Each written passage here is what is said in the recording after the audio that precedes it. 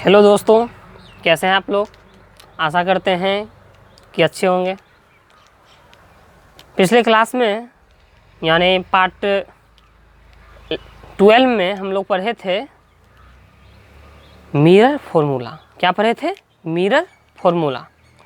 आज हम लोग पार्ट 13 का वीडियो आप लोगों के बीच लेकर आए हैं, जिसमें हम लोग पढ़ेंगे लीनियर मैग्नीफिकेशन। क्या पढ़ेंगे? लीनियर मैग्नीफिकेशन, और उसका एक्सप्रेशन भी आज हम लोग पढ़ेंगे। तो आज के क्लास को स्टार्ट करने से पहले मैं आपको बता दूं कि अगर आज अभी तक आप मेरे चैनल को सब्सक्राइब नहीं किए हैं तो प्लीज़ उसको सब्सक्राइब कर दें, ताकि लेटेस्ट वीडियो आपके पास पहुंचे सबसे पहले। तो आइए बिना देर किए हुए आज के क्लास को स्टार्ट करते हैं, जिसमें हम लोग जानेंगे क्या लीनियर मैग्नीफिकेशन क्या होता है। तो आइए स्टार्ट करते हैं।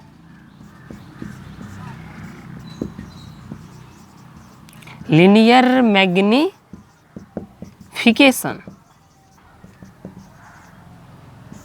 इसका हिंदी होता है रेखीय आवर्धन।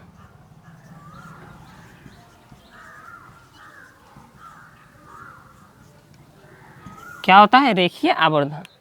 अब देखिए रेखीय आवर्धन क्या होता है, हम बताएं। अभी रेखीय आवर्धन भी जानना है, उसका डेफिनेशन भी जानना है, और उसका एक्सप्रेशन भी जानना है। तो सबसे पहले इसके लिए एक फिगर ड्रॉ करते हैं।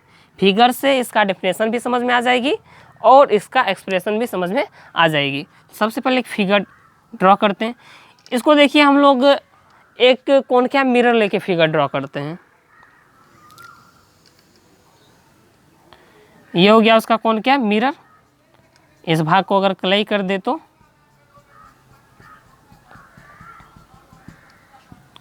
ये हो गया उसका प्रिंसिपल एक्सिस।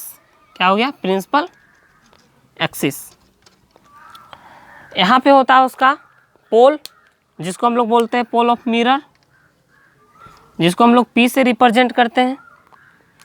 यहाँ पे फोकस होता है, यहाँ पे होता है सेंटर ऑफ कर्वेचर, जिसको हम लोग कैपिटल C से डिनोट करते हैं। अब मान लीजिए कि सेंटर ऑफ कर्वेचर और इन्फिनिटी के बीच कोई ऑब्जेक्ट जो है यहाँ पे रखा हुआ है, ठीक है। तो इसका प्रतिबिंब हमको बनाना है।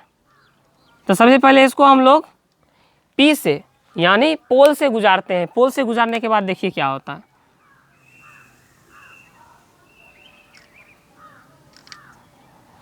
अब देखिए, जब हम लोग रे का कंडीशन जान रहे थे तो उसमें बताए हुए थे आप लोग को कि जब हम लोग इंसिडेंट रे को पोल से पास कराते हैं तो क्या होता है, जितना एंगल वो ऊपर बनाता है उतना ही एंगल नीचे बनाते हुए क्या हो जाता है, रिफ्लेक्ट हो जाता है।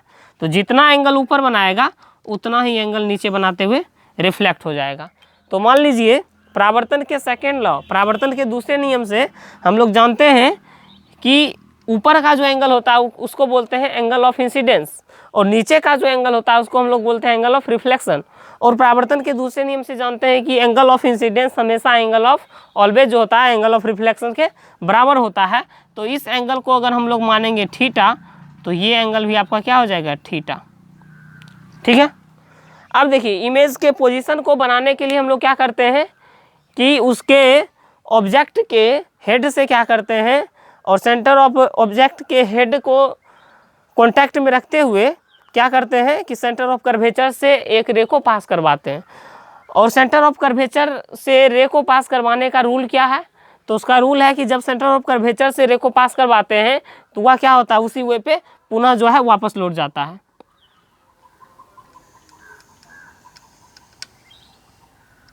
ये हो गया।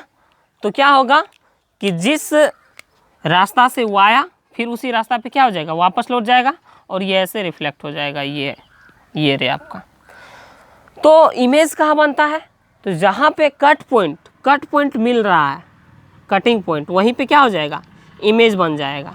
तो ये आपका यहाँ बन गया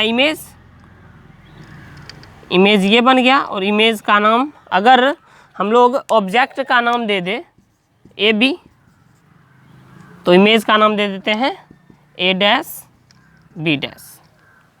ठीक है, ये फिगर देख लिए। अब देखिए, जानते हैं कि लीनियर मैग्नीफिकेशन रेखीय आवर्धन क्या होता है। तो रेखीय आवर्धन होता है कि height of image, height of image यानी प्रतिबिंब की ऊंचाई, और हाइट ऑफ ऑब्जेक्ट यानी वस्तु की ऊंचाई का रेशियो होता है, यानी प्रतिबिंब की ऊंचाई और वस्तु की ऊंचाई के अनुपात को ही क्या कहते हैं, रेखीय आवर्धन कहते हैं। तो यहाँ से देखिए ए बी क्या है, वस्तु है, वस्तु का ऊंचाई, ए बी क्या है, वस्तु का ऊंचाई। तो यहाँ पे लिखते हैं हम लोग वस्तु की ऊंचाई, वस्तु की ऊंचाई। अब देखिए इसका इंग्लिश क्या होगा, हाइट ऑफ ऑब्जेक्ट, और ये ए डैश बी डैश आपका क्या है, प्रतिबिंब बन रहा है, प्रतिबिंब की ऊंचाई, प्रतिबिंब की ऊंचाई यानी height of image, height of image. अब देखिए इसका डिनोटेशन कैसे होगा, हाइट ऑफ ऑब्जेक्ट यानी एच हाइट और O for object, H O से रिप्रेजेंट कर देंगे, हाइट ऑफ ऑब्जेक्ट को एच ओ से रिप्रेजेंट कर देंगे। और ये हो गया आपका प्रतिबिंब की ऊंचाई, हाइट ऑफ इमेज, इसको रिप्रेजेंट कर देंगे एच फॉर हाइट और आई फॉर इमेज, इसको एच आई से रिप्रेजेंट कर देंगे। तो हाइट ऑफ ऑब्जेक्ट बोले तो एच ओ और हाइट ऑफ इमेज बोले तो एच आई, ये दोनों रिप्रेजेंटेशन हो गया। अब जाने कि लीनियर मैग्निफिकेशन जो होता है, रेखीय आवर्धन, वो प्रतिबिंब की ऊंचाई और वस्तु की ऊंचाई के अनुपात को क्या कहते हैं, लीनियर मैग्निफिकेशन, यानी it is the ratio of height of image to the height of object is known as linear magnification. तो लीनियर मैग्निफिकेशन क्या होता है कि प्रतिबिंब की ऊंचाई और वस्तु की ऊंचाई यानी एच आई बटे H O, H I upon H O. तो आइए इसका डिफिनेशन लिखते हैं।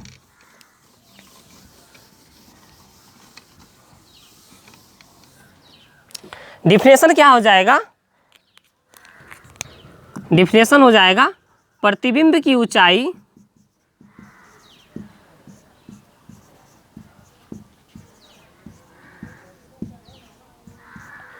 एवं वस्तु की ऊंचाई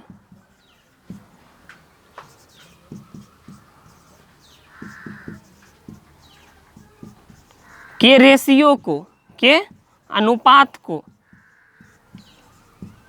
क्या कहते हैं, रेखीय आवर्धन कहते हैं।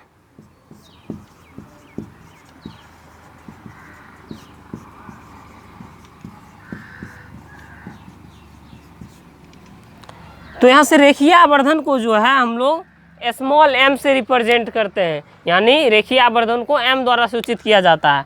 तो एक पॉइंट आप लोग लिख लीजिएगा एरोहिट लगा के कि रेखीय आवर्धन को स्मॉल m द्वारा सूचित किया जाता है।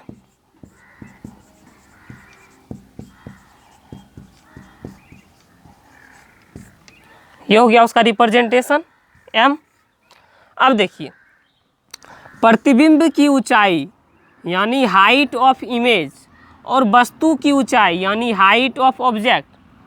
तो हाइट ऑफ इमेज, प्रतिबिंब की ऊंचाई को हम लोग एच आई से रिप्रेजेंट करते हैं, प्रतिबिंब की ऊंचाई को एच आई से, और वस्तु की ऊंचाई को एच ओ से। इसका क्या है, अनुपात है, तो अपॉन क्या हो जाएगा, H O, H I upon H O. और वो क्या कहलाता है, रेखीय आवर्धन कहलाता है, और रेखीय आवर्धन को रिप्रेजेंट करते हैं स्मॉल m से। तो ये कहलाएगा आपका रेखीय आवर्धन स्मॉल m। तो यहाँ से एक फॉर्मूला निकल गया, m बराबर H I upon H O, यानी रेखीय आवर्धन बराबर प्रतिबिंब की ऊंचाई बटे वस्तु की ऊंचाई, H I upon H O. ये हो गया आपका एक फॉर्मूला। अब हम लोग इसका एक्सप्रेशन जानते हैं, व्यंजक क्या होता है।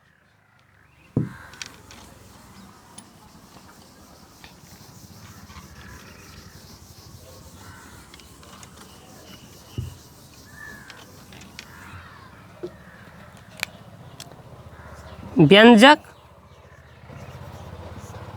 एक्सप्रेशन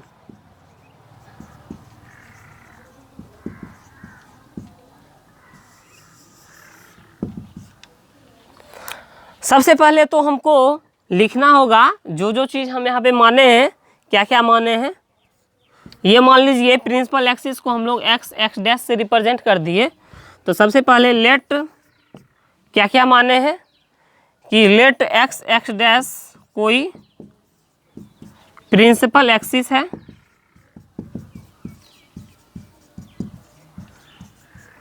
प्रिंसिपल एक्सिस है जिस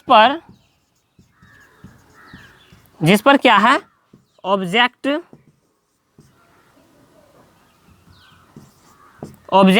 ए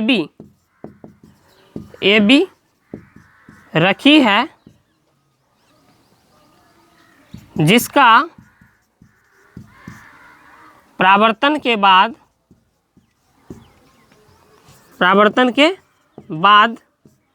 क्या बनता है, रियल इमेज बनता है। Real image A dash B dash बन रहा है। रियल इमेज कहाँ बन रहा है, तो सी एवं सेंटर ऑफ कर्वेचर एवं पोल के बीच बनता है।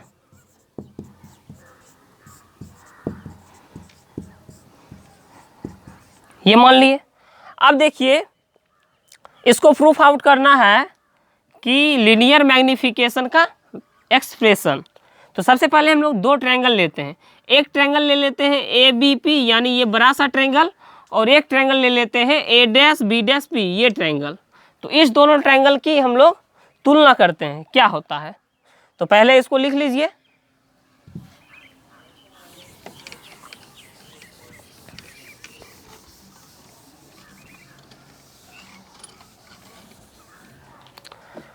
अब देखिए तुलना करते हैं। इस ट्रायंगल में ये एंगल जो है, ये एंगल आपका कितना है, 90 डिग्री है, और इस ट्रायंगल में ये एंगल जो है आपका 90 डिग्री है।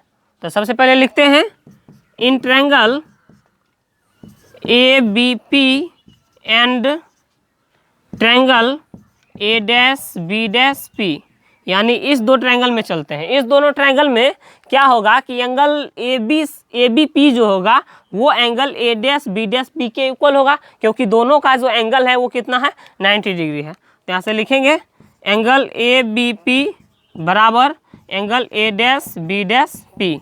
क्यों बराबर होगा, क्योंकि दोनों जो एंगल है वो 90 डिग्री है।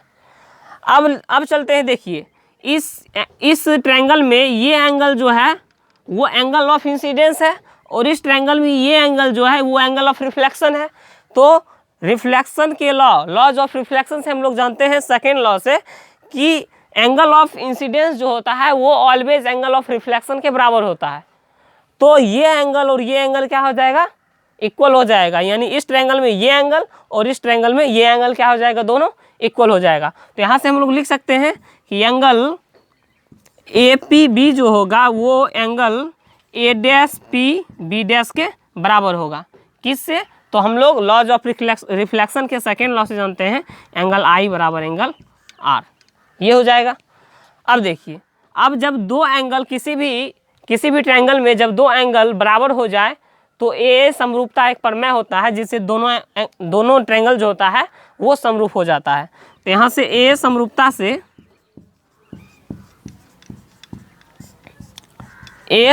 से क्या हो जाएगा कि त्रिभुज जो होगा ए बी पी वो समरूप हो जाएगा। अब देखिए बी जो है किसके बराबर है, बी डैश के बराबर है, और पी जो है पी के बराबर है। तो यहाँ से हो जाएगा ए डैश बी डैश पी के समरूप। एंगल लेके उसको देख लेंगे कौन सा एंगल किसके बराबर है। तो बी डैश के बराबर है, पी के बराबर है, और ए के बराबर ए डैश के बराबर है। तो ये दोनों क्या हो गया, समरूप हो गया। और एक थ्योरम 9th में पढ़े होंगे कि जब दो त्रिभुज समरूप होते हैं तो उसके जो साइड होते हैं वो समानुपाती होते हैं। तो यहाँ से लेते हैं समानुपाती, तो हो जाएगा ए बी या बटे ए डैश बी डैश बराबर। अगर देख लीजिए यहाँ पे पहले फर्स्ट दो लिए हैं तो इधर भी फर्स्ट दो ही लेना पड़ेगा। अब इधर से लेके चलते हैं अपोजिट, पी बी लेके चलते हैं तो बराबर हो जाएगा पी बी। तो इधर से क्या लेना पड़ेगा, पी बी डैश, यहाँ से लेंगे पी बी डैश। ये हो गया आपका भुजानुपातिक। अब देखिए ए बी यहाँ से क्या है, ए बी क्या है, हाइट ऑफ ऑब्जेक्ट है, हाइट ऑफ ऑब्जेक्ट। यहाँ से थोड़ा सा हम लोग साइन कन्वेंशन का यूज़ करेंगे। हम साइन कन्वेंशन का वीडियो डाल चुके हैं, अगर आप नहीं देखे हैं तो उसको पहले देख लीजिए। थोड़ा सा यूज़ करते हैं sign convention, from sign convention, sign convention से। अब देखिए ए बी, साइन कन्वेंशन में हम लोग जाने हैं कि प्रिंसिपल एक्सिस के परपेंडिकुलर ऊपर जब हम डिस्टेंस को मेजरमेंट करते हैं तो वो ऑलवेज आपका पॉजिटिव होता है, और जब प्रिंसिपल एक्सिस के नीचे डिस्टेंस को परपेंडिकुलर मेजरमेंट करते हैं तो वो आपका ऑलवेज निगेटिव होता है। तो ये हो जाएगा ए बी, ये क्या है, प्रिंसिपल एक्सिस के ऊपर है, प्रिंसिपल एक्सिस के ऊपर है A B. Height of object principal axis के ऊपर है तो ये ऑलवेज क्या होगा, पॉजिटिव होगा। तो ये हो जाएगा ए बी के बदले हम लोग क्या क्या लिख सकते हैं, हाइट ऑफ ऑब्जेक्ट है, और हाइट ऑफ ऑब्जेक्ट को किससे रिप्रेजेंट करते हैं, एच ओ से। तो यहाँ हो जाएगा ए बी के बदले एच ओ अपॉन, अब है ए डैश बी डैश, तो ए डैश बी डैश आपका क्या है, इमेज है, हाइट ऑफ इमेज, और हाइट ऑफ इमेज को हम लोग रिप्रेजेंट करते हैं एच आई से। और ये क्या है कि प्रिंसिपल एक्सिस के नीचे परपेंडिकुलर डिस्टेंस को माप रहे हैं, तो ये हो जाएगा आपका निगेटिव, ऑलवेज निगेटिव। तो यहाँ से हो जाएगा माइनस, और इसको रिप्रेजेंट किससे करेंगे, एच आई से, बराबर। अब देखिए पी बी है, क्या है, पी बी, यानी पोल से बी क्या है, ऑब्जेक्ट है, पोल से ऑब्जेक्ट के बीच की दूरी को हम लोग बोलते हैं। इससे पहले पार्ट 12 के वीडियो में भी जब हम लोग मिरर फॉर्मूला जान रहे थे तो वहाँ भी हम लोग बता चुके हैं वहाँ पे कि यहाँ से पोल से जो ऑब्जेक्ट के बीच का जो डिस्टेंस होता है उसको हम लोग बोलते हैं डिस्टेंस ऑफ ऑब्जेक्ट, और उसको रिप्रेजेंट करते हैं यू से। तो P से B तक हो गया, यानी पोल से ऑब्जेक्ट का डिस्टेंस क्या हो जाएगा, U। अब U होगा, एक और साइन कन्वेंशन में पढ़े हैं कि जब हम इंसिडेंट रे के अपोजिट डायरेक्शन को मेजरमेंट करते हैं तो वो आपका निगेटिव होता है, और जब इंसिडेंट रे के डायरेक्शन में डिस्टेंस को मेजरमेंट करते हैं तो वो पॉजिटिव होता है। तो यहाँ क्या कर रहे हैं, इंसिडेंट रे के अपोजिट डायरेक्शन में हम लोग क्या कर रहे हैं, डिस्टेंस को मेजरमेंट कर रहे हैं, तो ये आपका क्या हो जाएगा, निगेटिव। तो P से B हो गया वस्तु की दूरी, और वस्तु की दूरी को U से डिनोट करते हैं, और साइन कन्वेंशन से हो जाएगा माइनस U अपॉन, अब हो जाएगा P B डैश, P से B डैश, B डैश पर क्या है, इमेज बन रहा है, तो P से B डैश इमेज का डिस्टेंस हो गया, और इमेज के डिस्टेंस को हम लोग V से रिप्रेजेंट करते हैं, और साइन कन्वेंशन से हो जाएगा माइनस V, ये हो जाएगा। अब माइनस से माइनस क्या हो गया, कैंसिल। अब देखिए एच ओ बटे एच आई है यहाँ, और यहाँ फॉर्मूला में क्या है, एच आई बटे एच ओ, तो कहीं ना कहीं लग रहा है कि एच आई ऊपर जाएगा और एच ओ कहाँ आएगा, नीचे आएगा।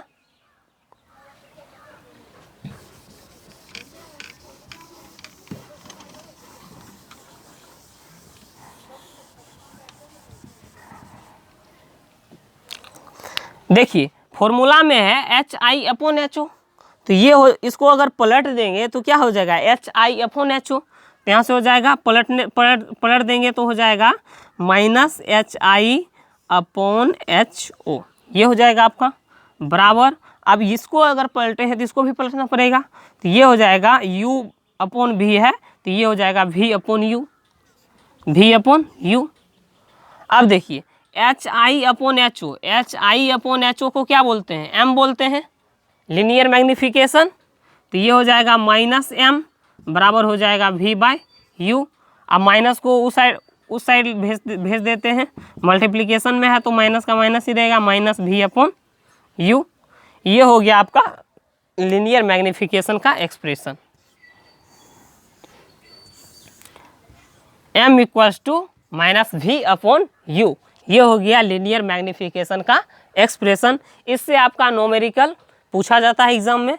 तो नोमेरिकल हम लोग आज जो है यह जो चैप्टर है एंड हो चुका है, तो पार्ट 14 का एक स्पेशल वीडियो हम आप लोगों के बीच शेयर करेंगे, जिसमें उसमें जो होगा केवल और केवल नोमेरिकल सॉल्व करेंगे। तो आज के लिए इतना ही। इससे पहले कुछ और एक दो ऑब्जेक्टिव पूछ देता है, उसको भी हम लोग जान लेते हैं। तो उसमें क्या होता है, ऑब्जेक्टिव में क्या पूछता है, यूज ऑफ कॉन्वेक्स मिरर और यूज ऑफ कॉनकैव मिरर से एक दो ऑब्जेक्टिव पूछ देता है, तो उसको जान लेते हैं क्या ऑब्जेक्टिव पूछता है। तो यूज ऑफ कॉन्वेक्स मिरर से पूछता है कि साइड मिरर में किस मिरर का, साइड मिरर जो होता है वाहन में साइड मिरर का यूज़ होता है, उसमें कौन सा दर्पण हम लोग उपयोग करते हैं। तो उसमें हम लोग उपयोग करते हैं उत्तल दर्पण, ठीक है। वाहनों के साइड मिरर के रूप में हम लोग यूज़ करते हैं क्या, उत्तल दर्पण। और सर्च लाइट जो होता है परावर्तक सतह के रूप में, सर्च लाइट के परावर्तक सतह के रूप में हम लोग यूज़ करते हैं अवतल दर्पण।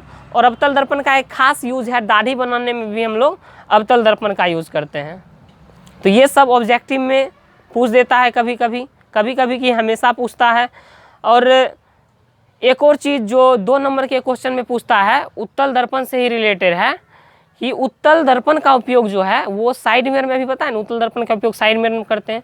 तो पूछता है कि उत्तल दर्पण का उपयोग साइड मिरर में क्यों करते हैं।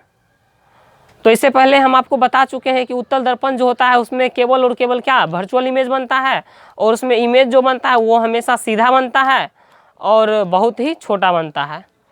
तो लिखेंगे इसका सटीक आंसर क्या लिखेंगे कि उत्तल दर्पण में हमेशा काल्पनिक प्रतिबिंब बनता है, और वो प्रतिबिंब जो बनता है हमेशा वस्तु से छोटा बनता है, और क्या करता है कि उत्तल दर्पण जो है बहुत ही अधिक फील्ड को अपने अंदर कवर करता है।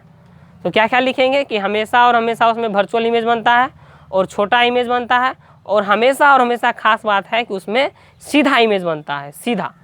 और क्या होता है, सीधा इमेज बनेगा और अत्यधिक फील्ड को क्या करता है अपने अंदर कवर करता है, इसलिए हम लोग साइड मिरर के रूप में उत्तल दर्पण का उपयोग करते हैं। ये था आपका आज का वीडियो। तो आज के वीडियो में हम लोग जाने यूज ऑफ कॉन्वेक्स मिरर और कॉनकेव मिरर, और जाने लीनियर मैग्निफिकेशन के बारे में, उसका एक्सप्रेशन भी जाने। तो नेक्स्ट वीडियो यानी पार्ट 14 का वीडियो आप लोग देखना नहीं भूलिएगा। उसमें हम लोग बताएंगे आपको सिर्फ और सिर्फ चैप्टर 1 का न्यूमेरिकल। तो न्यूमेरिकल नहीं देखना भूलिएगा, इसके लिए आप मेरे चैनल को सब्सक्राइब कर लीजिए ताकि नेक्स्ट वीडियो आपके पास जल्द पहुँचे। तो आज के लिए इतना ही, आज के लिए थैंक यू।